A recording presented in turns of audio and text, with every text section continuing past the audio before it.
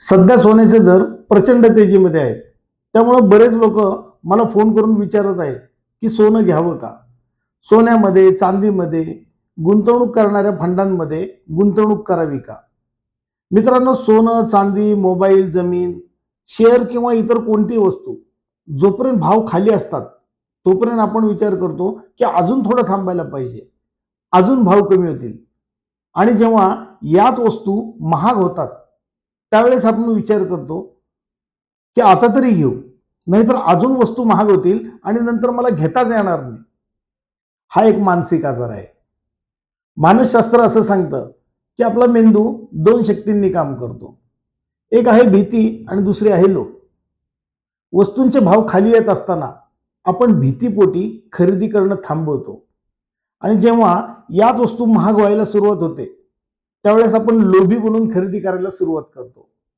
याला मानसशास्त्रामध्ये hard mentality असं म्हणतात. सगळेजण घेत आहे म्हणून मी सुद्धा घेत आहे. दुसरं आहे FOMO, fear of missing out. इतर सर्वजण खरेदी करत आहेत, कमावत आहेत, मग मीच का मागे राहू? परत ही संधी मला कधीच मिळणार नाही. मार्केटमध्ये पैसा भावनेवर नाही तर विचारांवर कमवला जातो. वॉरेन बुफे म्हणतात, be fearful when others are greedy and be greedy when others are fearful. लोक थांबलेले असताना, घाबरलेले असताना खरेदी करा आणि लोक लोभी बनून खरेदी करत असताना खरेदी करणं थांबवा.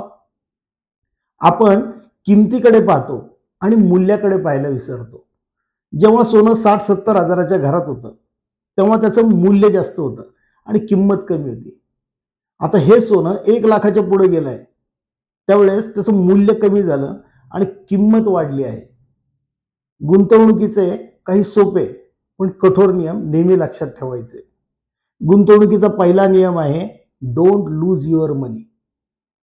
नुकसान टाळायचं असेल तर तुम्हाला भावनांवर नियंत्रण ठेवताच आलं पाहिजे. कोणत्याही कारणानं आणि काही झालं तरी पैसा गमवायचा नाही म्हणजे नाही. आणि गुंतवणुकीचा दुसरा नियम तर पहिल्या नियमापेक्षाही अत्यंत महत्वाचा आहे. गुंतवणुकीचा दुसरा नियम आहे, डोंट फॉरगेट रूल नंबर 1. पहिला नियम अजिबात विसरायचा नाही.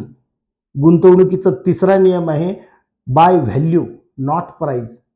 किंमत नाही तर मूल्य लक्षात ठेवा. खरी संपत्ती मूल्यामध्ये आहे, किमतीमध्ये नाही.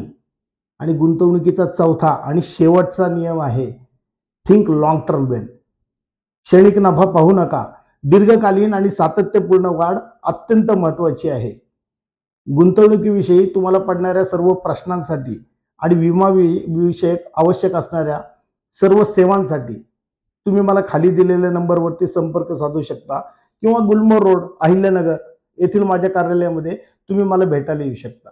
धन्यवाद.